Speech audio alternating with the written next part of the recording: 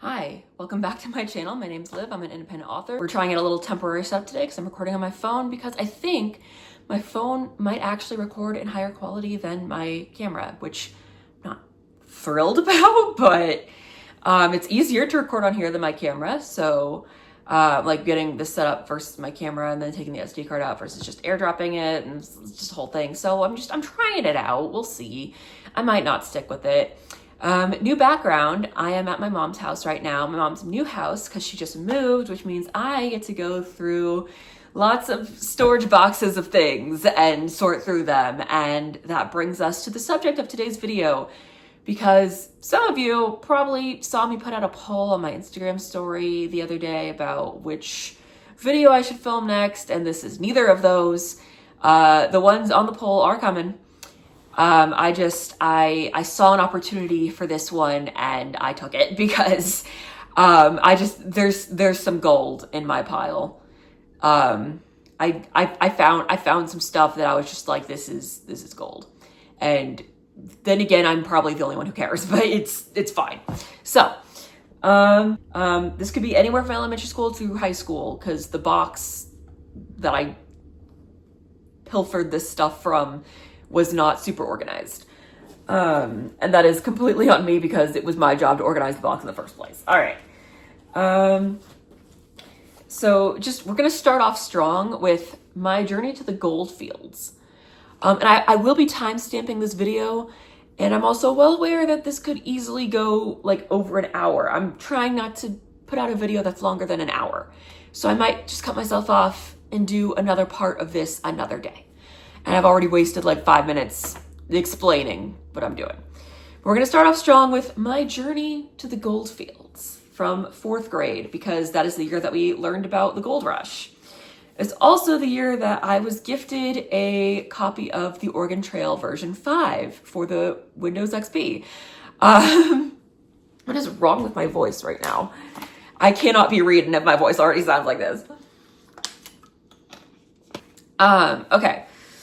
So I, before we even learned about the gold rush, had developed an Oregon Trail special interest at this point. So when my teacher assigned us to write a fake diary as if we are going through gold rush times, you bet my autistic ass was like, let me make this project my bitch. That's not what I said in the 4th grade, but I was into it. Like this is pretty filled out. Like I don't think I ever finished it. I don't think we as a class ever finished this project.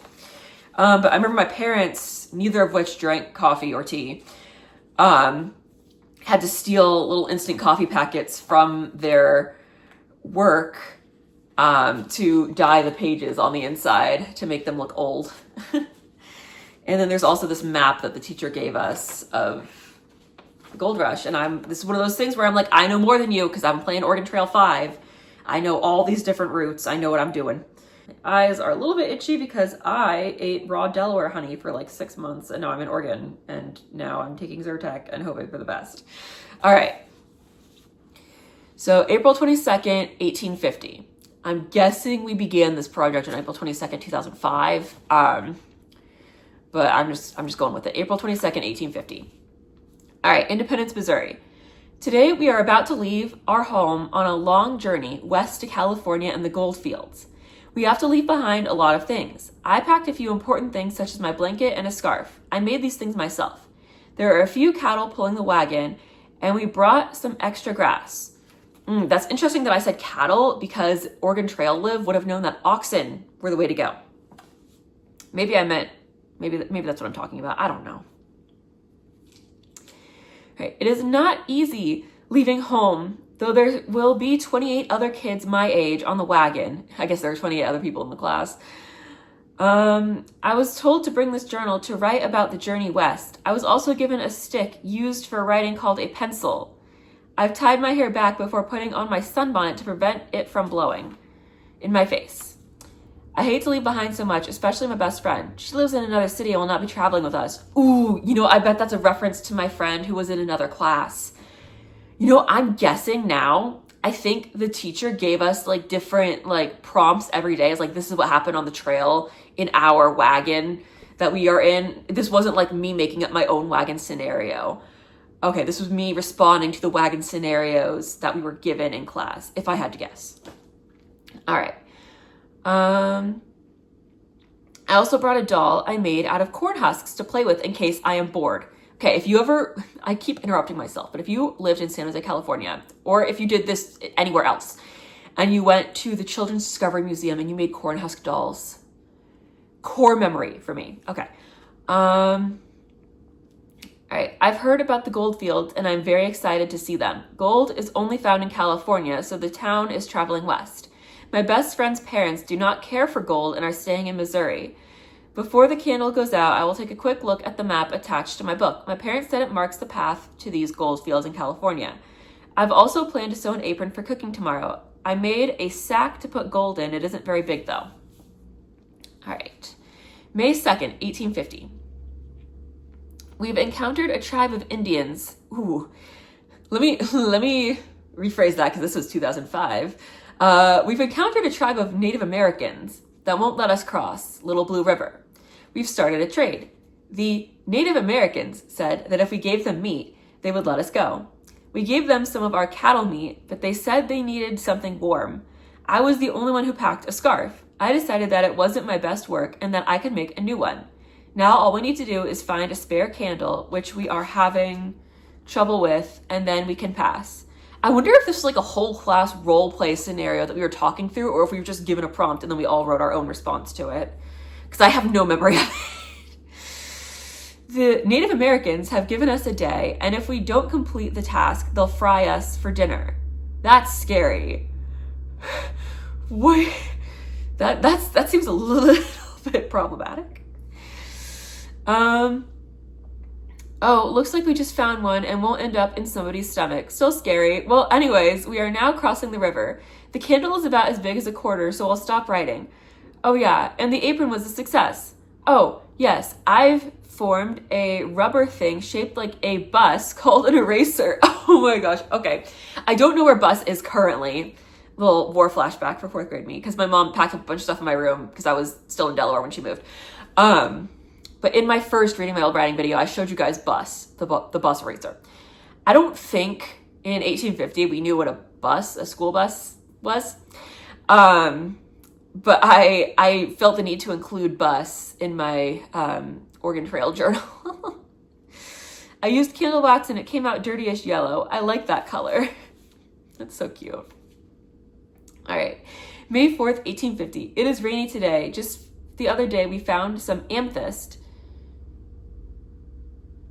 I know that's not how you pronounce it, that's how I spelled it. It all started when one of the cattle jumped 6 feet into the air with the rest of the wagon. As soon as we saw it, we knew he had stepped on it. The rain keeps burning out the candle. So we'll have to stop writing for now. May 11th, 1850. Turned out the rain lasted 3 days. The wagon sprung a leak while crossing the Platte River, and a lot of things got soaked. Unfortunately, of course, including the candle. We must stop to make repairs, so I should stop writing. I like how there's a candle shortage, and I used candle wax to make bus. All right, May 18th, 1850, somebody stole the amethyst out of our wagon, and just the other day, the cattle jumped 10 feet with the wagon on quartz, which was stolen too. And we even found pyrite, which was also, of course, unfortunately, stolen. I woke up this morning and my pencil was gone, but it was just on the floor. But so was my candle wax figure, which was stolen off the floor, except I didn't steal it. May 19th, 1850. A person we don't like was accused as revenge, but the real thief confessed, and we know have no idea what to do. I bet me and my then boyfriend Jake accused Marshall, because we hated Marshall. Right. I suggested to make him give them back and then kick him out of the wagon, but nobody listens to me. I am so angry. I wish to stop writing and slam my book shut, which I will now do. If you'll excuse me, smiley face. Slam. June 1st, 1850. Our cattle just stepped into loco weed and are stampeding We are tipping over. I'll have to continue another time. And then I just like, you can see like me writing as if we are stampeding, and then there's like a hole in the paper. I don't know if that's from this or the next entry. June 10th, 1850. Today I saw Native Americans for the first time. We wrote about Native Americans like 3 entries ago, but okay. They were from the same tribe as the ones at Little Blue. They were so frightened by the wagon, they took the spears, and then they just ripped a huge hole in my journal and stole the candle. I like how I say this is the first time I've seen Native Americans, and then acknowledge that they're the same Native Americans that we saw at a different place. All right. June 12th, 1850. We're still in school on June 12th. Oh, these have to be made up dates. All right. June 12th, 1850. The Native Americans are attacking the wagon. I need to stop so I can help battle. The adults said it is too dangerous for children. I'll show them. So far, 4 adults and 2 children have lost the battle. You know what I mean. See, I think instead of unalive, we should just say lost the battle. All right. June 14th, 1850. The wagon was rescued by soldiers from Fort Kearny. The kids are helping clean up and arranging the burial. I just finished my shift and have a few minutes to write, but I think it is interesting to help, so I'll go back. June 29th, 1850. 2 passengers got married and I was elected flower girl. I want to sew my dress, so I'll stop here. I wonder who was getting married. Because it wasn't me and Jake if I'm the flower girl. All right. July 4th, 1850. It is the 4th of July and we are resting to watch the ceremony. I wish I had colored pencils, which I still don't get the point of, to draw the pretty fireworks. July 17th, 1850. We have to lighten the wagon to cross the Rocky Mountains, so we are getting rid of some naughty passengers. They're naughty and overweight. Okay. August 1st, 1850. A violent quarrel has broken out between a guy who wants to get rid of another guy's best friend who is naughty. It doesn't remind me of when my friend and I fight, though. I must go solve the problem. What the damn hell is going on? Okay, and that's the last entry. That was quite the note to leave that on. Okay. All right. Just some random stuff in this pile, actually. Here is the Reader's Wall of Fame from February 2005, where, meaning absolutely nothing, but we took, and this at first glance means absolutely nothing, but we took these accelerated reader tests and we earned points. And Aaron Gordon of NBA fame had 10 points. How many points did I have in February 2005? I had 25 points. So Aaron might be in the NBA now and I might be a high school teacher. But, you know, I had more points on accelerated reader in February 2005. So, and this is just, this is a exposure notice because somebody in our class got meningitis and he was fine. But when they explained to me what meningitis was and how easily it could kill you, I became such a hypochondriac. Like for like this lasted years. Like I don't think it ever fully went away. Like I stopped being afraid of getting meningitis specifically, but like I would wash my hands so compulsively. Like I was ready for COVID-19 after meningitis 2004, which like never ended up like the kid who had it ended up being fine. And I don't think anybody got it. Nobody that I know of anyway. I didn't get it, which was my biggest fear. I kept this because I'm like, this changed the entire trajectory of the next like few years of my life. All right. I think that is all the elementary school stuff that's in here because this now looks like we're in middle school. This is the Stitches letter. If you know, you know. Like if I've talked about this to my friends multiple times over the years. Basically, so you can see the address, which thankfully I have this, which means I never delivered it. But it says XOXO and it's crossed out, not in a million years. Orangetastic, because I call myself Orangetastic Olivia because orange is my favorite color in 6th and 7th grade. 6, 7. Okay. We're not doing that. All right. But this is a note that I was going to give to my crush, who I had liked since the 6th grade, and he never liked me back. And so I felt the need to inform him that I had moved on. Because, nothing says I've moved on like a page-long letter explaining that I had moved on. It's more like half a page and then a drawing. All right. Just so you know, I met a virtual teddy bear hotter than you. His name is Stitches. We click like the seatbelt in the car on the road of love. P.S. He is also orange-ish, which is awesomer than you. He is also purple spotted, which is even more awesome. He likes clothes and eating junk food, just like me. To see him, I have to do my favoriteest thing, which makes him even better. My favoriteest thing is playing Animal Crossing Wild World. He also has better clothes than you. He is nicer and he cares about me. That's probably true. Stitches in Animal Crossing Wild World probably did care about me more than this guy that I liked for 2 years who didn't like me back. And then it's a bad drawing of Stitches because I had to do this from memory, probably having been grounded from my Nintendo DS for a little bit at this point in 7th grade, and obviously not having it with me to reference. So Stitches from memory, not quite what Stitches looks like. But he says, I am way awesomer than you, Stuffin'. And then I drew my Animal Crossing person that he's like daydreaming about. And it says, I lost my purple pen, but pink works even though it is not as awesome as purple or orange, smiley face.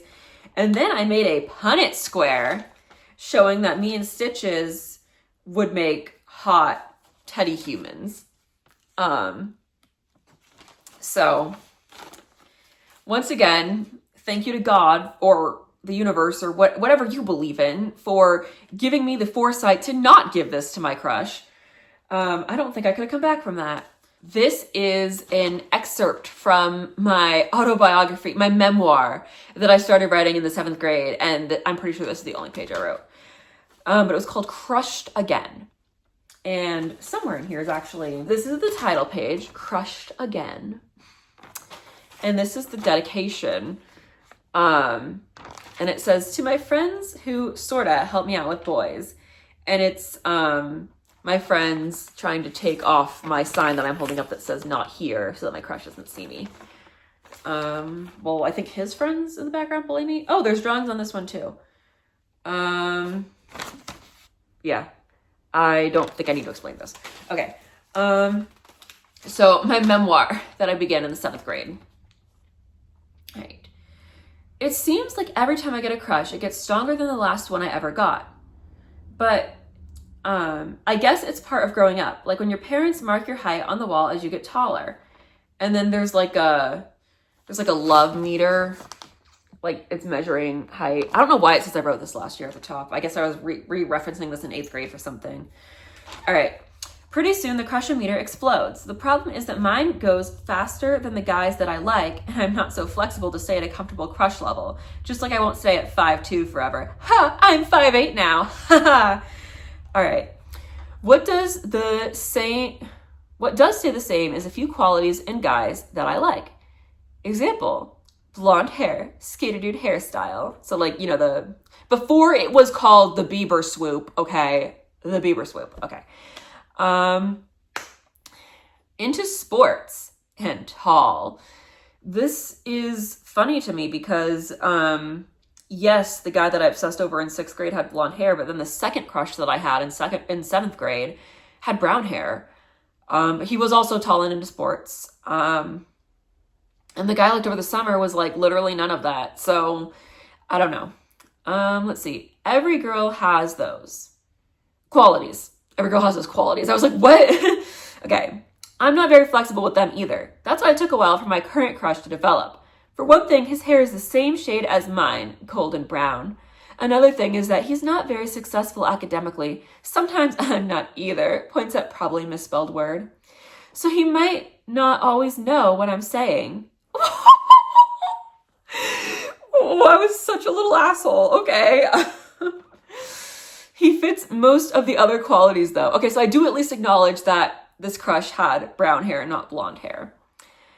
You know what's funny though is my celebrity crush was literally Zac Efron, who had brown hair, like the same shade as this dude. Anyway, I think it's what I was going to comment on before I said he's not going to understand what I'm saying because he's stupid.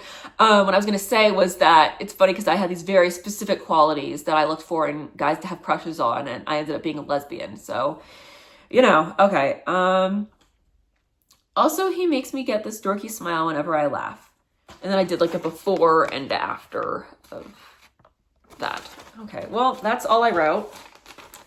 So shaping up to be quite the memoir, I see. I can tell. This essay that I wrote in the 6th grade, September 12th, 2007. So 19 years ago, I wrote an essay about why we should have laptops in school. Like why every student should have their own individual laptop computer. I've been a teacher for 5 years in the 2020s. This meme is me reading this essay now. All right. Laptops, everybody thinks they're cool, but how can they help learning?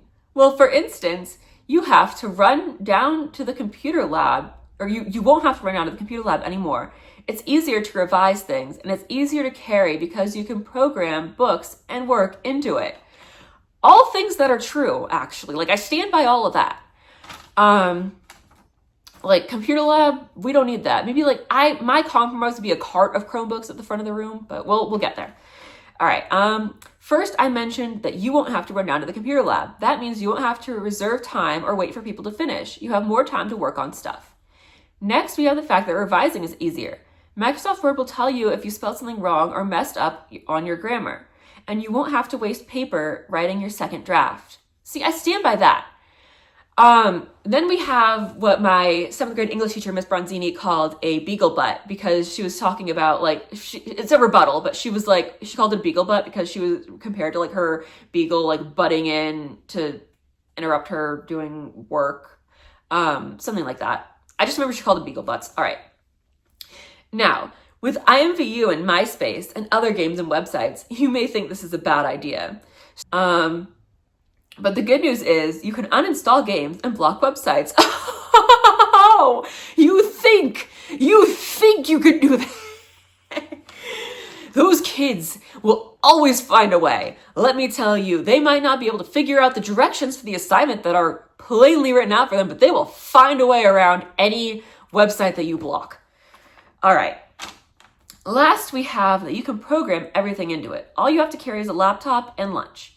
You have cases for the laptop, and some have pockets so you can put lunch money or money for activities in there.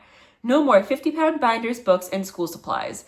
So I still have like chronic back pain from the 7th grade. I remember specifically what day it started, and it was the day I had to carry like 4 textbooks home at once. Because I had a bottom locker and I didn't like to use my locker. So, I kind of stand with 7th grade lib on this one. All right. Summing up this essay, we have less weight, blocking websites, easy access, and easy revision. If you aren't persuaded now, I don't know what else can be done. You know what? This almost bamboozled me.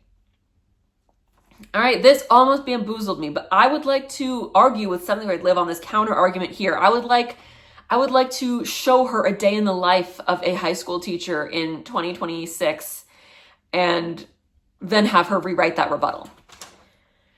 But yeah, okay. Oh, here's a song that I wrote in the 6th grade. I used to write songs. I'm not going to share any of the other ones, just this one, because this one is titled Mental Attention. Starts out with the chorus. I don't need mental attention. I don't need mental attention. I don't need mental attention. So would you quit saying I do?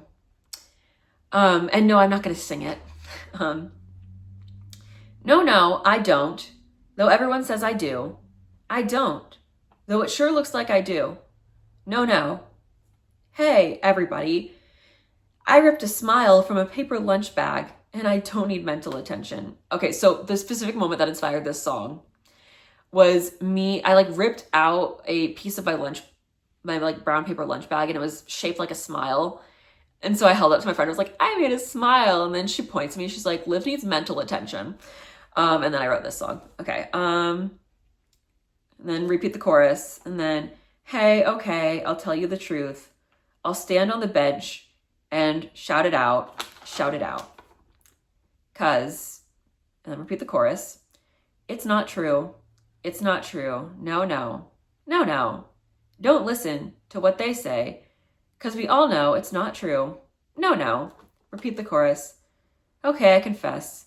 It's true. You know what's so funny is that if I had had proper mental attention in the 6th grade, I probably would have graduated college when I was 22. This is from like a therapy session thing I did. Like I would be pulled out of class to go to like this one-on-one therapy session with, I think her name was Amy.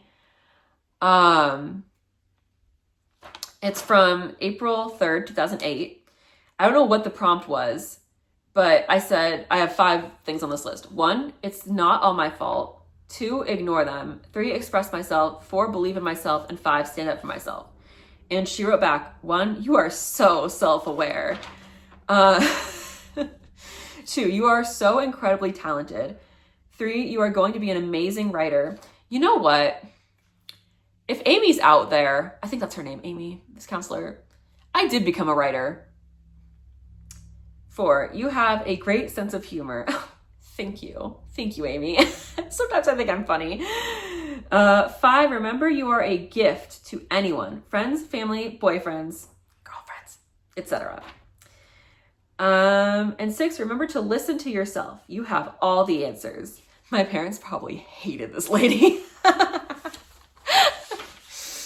Okay, and this was probably a letter to my friend Amanda. It says, I really hate, but this is also written in the same counseling session format with Amy. All right, I really hate it when instead of apologizing and asking to be friends again, you just assume that we're friends. You're only nice when you want something. You lie to get your own way, and you make friends by scaring them. Yeah, this is definitely about Amanda.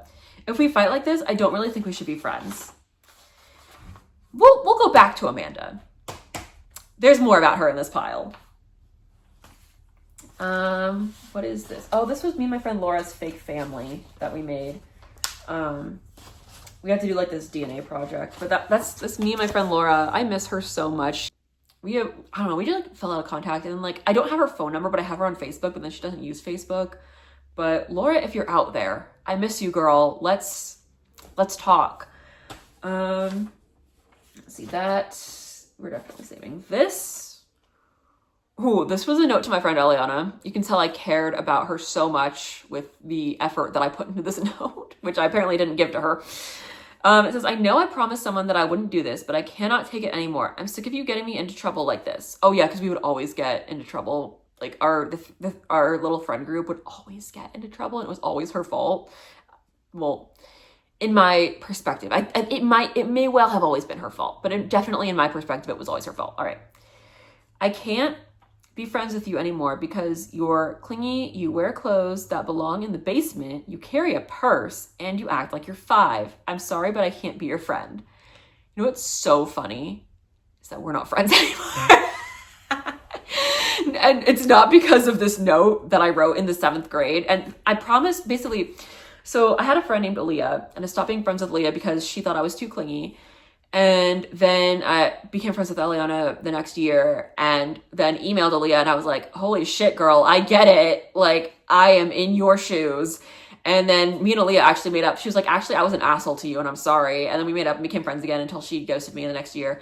Probably because I was still an annoying asshole. And then, so I said to her, like, as my penance for being an annoying asshole to you, I will stay friends with Eliana. And I sure did, because I never gave her this note, because I have it. But, what was I going to say? But we did stop being friends. So that note was probably written in 2008? We stopped being friends, forever in the year of our Lord 2021, because she randomly just deleted me off social media, blocked me. And then when I realized I was blocked, I texted her, I was like, hey dude, what? And then obviously she ghosted me. And then my mom texted her mom because they were friends and my mom got her mom a job and stuff like that back in the day. And she was like, hey girl, why are the girls not friends anymore? And then her mom ghosted my mom. And then we saw each other at our 10-year reunion and talked like absolutely nothing was the matter.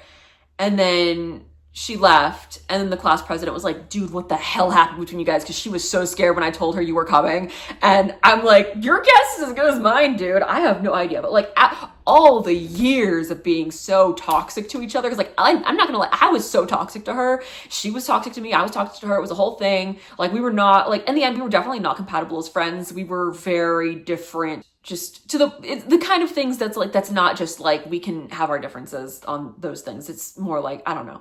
But like part of it I understood. We're not gonna get into that. Just we were not super compatible as friends, I don't think, in the end. But the way I described her to my therapist before we stopped being friends is I'm like, she is like a cockroach.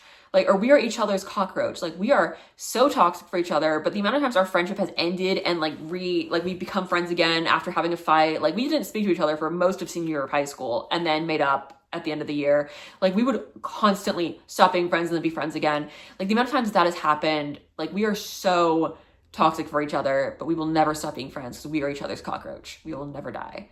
And then she ghosted me. But anyway, this, my friends, is Charlie the Unicorn fan fiction. I forget what the prompt was for this short story we wrote in 7th grade English class, but I said I'm going to write about Charlie the Unicorn. Because that is the year that me and Eliana and our friend Gabby, who I'm still friends with, despite not speaking for like 6 years in between all that, we had discovered Charlie the Unicorn at this point in 2008. It was a warm spring day in the middle of April. The sun shone brightly above a 2-story brick home in the middle of the meadow, signaling to its inhabitant that it was time to wake up. The inhabitant was Charlie, a gray wingless unicorn. He was a famous sculptor, but didn't have any real friends except for a pink unicorn and a purple unicorn, also wingless, that followed him around everywhere. Charlie had just been roused from a dream about his best sculpture ever, a mini version of himself. He had pictured it in houses and museums everywhere, so after a breakfast of scrambled eggs and bacon, he dug into his art closet and grabbed his tub of model magic clay and 2 bottles of acrylic paint, one black and one gray. The clay was white, so he would not need more paint to do his eyes. After forming half of his stomach, his tail, and both of his hind legs, Charlie was interrupted by a heavy knock on his white wooden door, which was none other than the purple unicorn. His heart began racing, for something bad always seemed to happen when that unicorn got near him. Go away. I'm sick of the awful things that go wrong whenever you show up, Charlie yelled. But Charlie, the unicorn protested, this is important. Fine, what do you want? Charlie asked. I need to borrow your blender, the unicorn explained. I want a smoothie, but mine broke, and now the puree function doesn't work. Since when do you puree a smoothie? Anyway, I don't have a blender. Charlie slammed the door. At approximately 6:00 p.m. that very same day, Charlie's sculpture was finished. Finally, Charlie replied. Now I can go upstairs and watch Are You Smarter Than a 5th Grader? Not front and back. I don't know why. So Charlie grabbed a bag of Fritos and headed for his creaky wooden staircase, then stopped. I might as well take this upstairs with me so that nothing bad happens to it, Charlie said as he set down his chips and grabbed the sculpture very carefully, not to ruin the paint. Charlie set his sculpture down by his bathroom vent so it would dry faster before reclaiming his chips and heading back upstairs. Oh my gosh, that 5th grader is smarter than me. Maybe I should rethink the contest entry to be on next week's show that I sent in last week, Charlie said before he heard his doorbell. Sure enough, the purple unicorn had returned.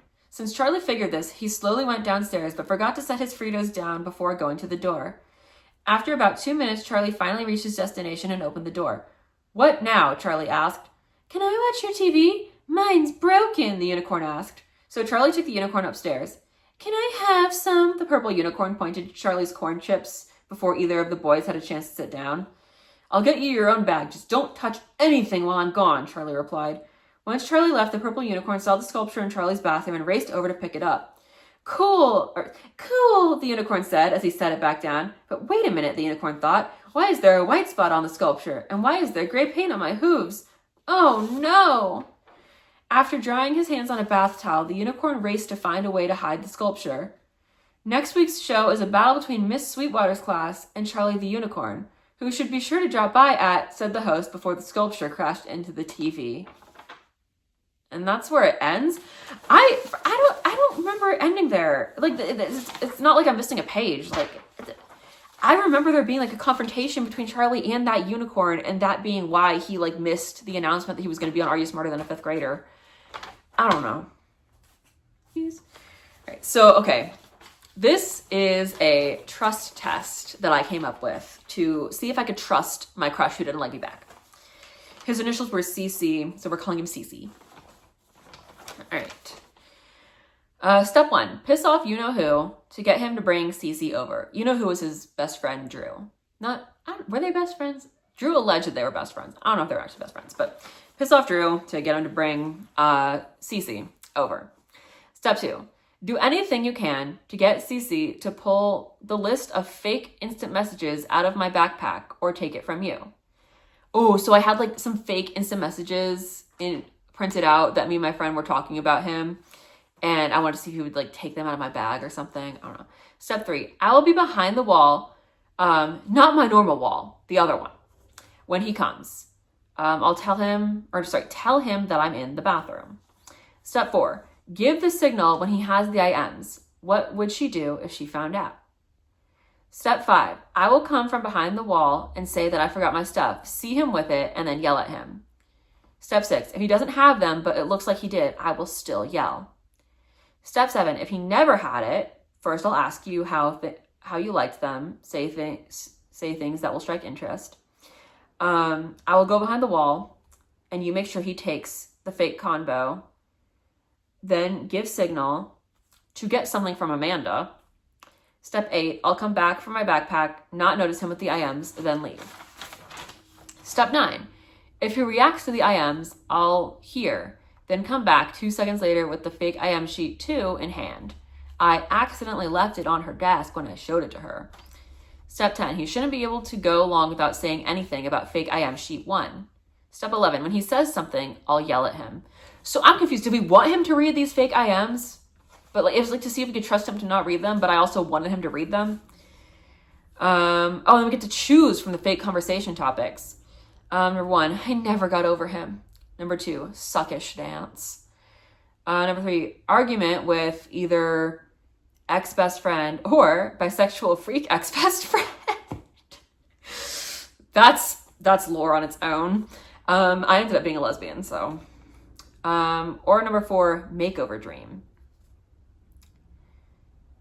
Let's see. Pros and cons to never got over him. Pros is he would know that I never got over him. Cons, he would think I'm obsessed, and that equals frowny face. Right, we wouldn't want him to think I'm obsessed with him when I'm clearly not, right? Suckish dance, pros, doesn't give away much, and multiple reasons the dance sucked. Cons, they're about him. So if you want to know how that went, here's a Dartmouth Middle School declaration of incident from where that went horribly wrong. Okay. I do declare, I brought some fake IMs for my friends to read before I put them in a story. We got an idea to see how many people thought it was real. We were going to grab it when we thought they had read enough, but the first person we showed read a little more than we thought. Our friend at the time, Aliana, had told a person we don't trust to only show it to that one person. Obviously, about 5 people saw it. I put a lot of thought and time into a note I wrote him to make sure he knew the IM was fake, but I made the mistake of having Eliana for delivering it. But she reminded him what the note said and made it very obvious she thought it was real. As if that weren't enough, she stole page 2 of the IMs and gave it to someone who had stolen it from him and given to the same person who read it before. Executed on this date, which I did not fill out, in San Jose, California. And I signed it with hearts over the eyes in my name. So, I don't know exactly how it went, but not according to that very well thought out plan. All right. So I said before I was going to talk about my friend Amanda again. These are lore, but I have before me apology notes that Amanda gave me for times that she messed up. Obviously, she didn't do this every time because I wrote that note to my therapist that like I'm tired of her just pretending that everything's fine and not even apologizing. But in this hand, I have 1, 2. This is actually not from Amanda. 3 apology notes from Amanda. I think these are all from 6th grade. Let me see. This one says sorry. If you unfold it, it says, Olivia, I am sorry for saying all of those things. It's just that you did do it, and you won't be in trouble with Gabby if you confess. Please, I really want to still be your friend. You always did cheer me up, please. Oh, this is definitely 7th grade. From your sad ex-friend but not wanting to be, Amanda. And then she drew herself sad in rag clothes covered in dirt and me wearing a crown. I don't remember what this was about. And then let's see. This one says, I'm really, it's just, the whole page is just the word really spelled wrong. Sorry, will you please forgive me? If I was saying this directly to you, I would be on my knees, also spelled wrong. Please forgive me, you're very sorry, friend. And it's a heart, and then there's a heart that says, I don't want to not be your friend. I don't remember what this is about either. And this card, this pink card with my name on it, says, I'm sorry about what Bria did, so just don't talk to her, okay? So I'm not friends with Amanda or Bria anymore. Bria, there's a schism in the 8th grade between me and Gabby and Eliana and Amanda. Bria took Gabby's side and we haven't talked since, even though me and Gabby made up years later. Eliana it was obviously on my side because we were both the reason that Gabby started the schism, because we were both annoying assholes. See, Amanda originally chose our side, but then we got in a fight because we liked the same guy. I ended up being gay. And then we didn't speak for most of that year. We made up in 9th grade. She set me up with my child groomer ex-boyfriend. And then she tried to date him when we broke up or something like that. I don't know. We stopped being like super close friends in high school, but we were friends on Facebook until about, 2016, around November 2016. I may have unfriended her for a reason. And that's the last we talked. She wasn't at the 10-year reunion, so. Okay. What was this note then? This is from Tracy. Is it about Amanda? Oh no, it's an apology from, oh no. It's still about Amanda. So this was an assignment. It's supposed to be parts of speech mini poster. I abbreviated it to POS mini poster. That means something different when you're not in the 6th grade. But I made it look like a Neopian Times story. And my username back then, not my current username, was unicornland124. You can look that up. There's really nothing exciting going on there. But you have to like highlight the different parts of speech in different colors. And I put a key there. All right, so this was like the beginning of 6th grade. I remember that much. All right. My name is Olivia, and I go to school at Dartmouth Middle School. Often I will say, for the love of ham, when I am mad, such as when something at school is really upsetting. School is sometimes fun, but other times it is just plain school. My biggest problem is that we can't go to our lockers during lunch. I have to hurriedly run to my locker and then quickly turn the dial to my combination. Why does it not open? I would yell if I turned the wrong numbers. Then I take my things out and angrily rush to class. Wait for me, I say as the door opens and Mrs. Mullally lets the class in. Usually I make it in before it is too late. As you can imagine, school is pretty tough.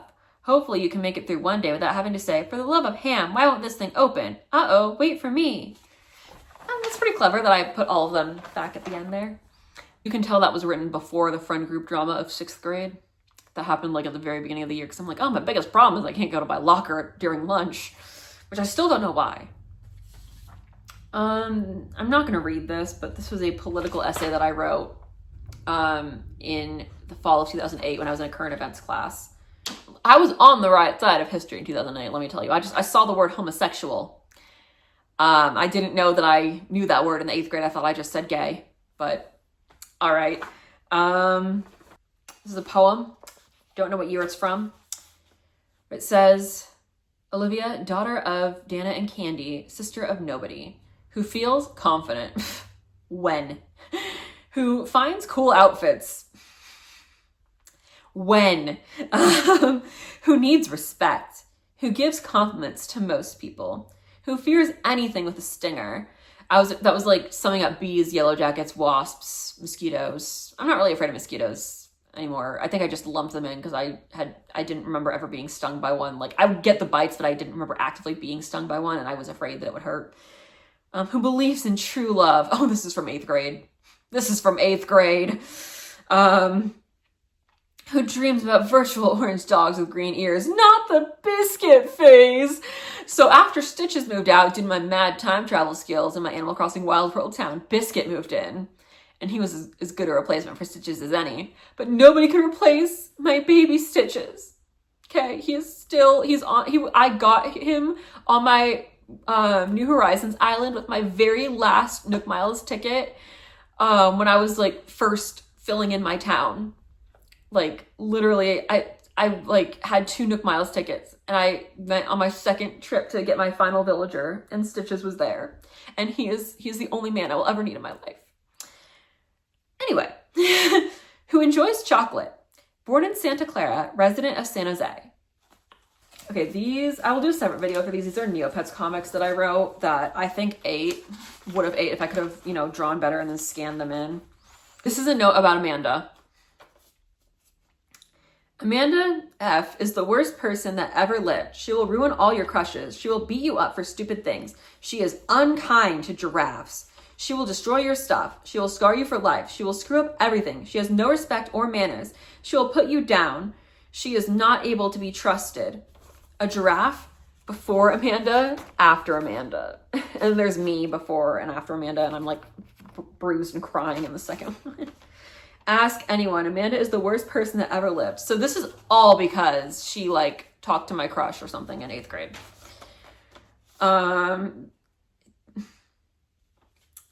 Forgot that I wrote her a theme song. I wrote the theme song in 7th grade, and it is very problematic. So I'm not going to read it because I would get canceled. Ooh, okay. You know what? I'll end it on this. I'm not going to read it. In the Thanksgiving or after Thanksgiving part of Saving Summer, where Summer is talking about the first time she ever imagined dying.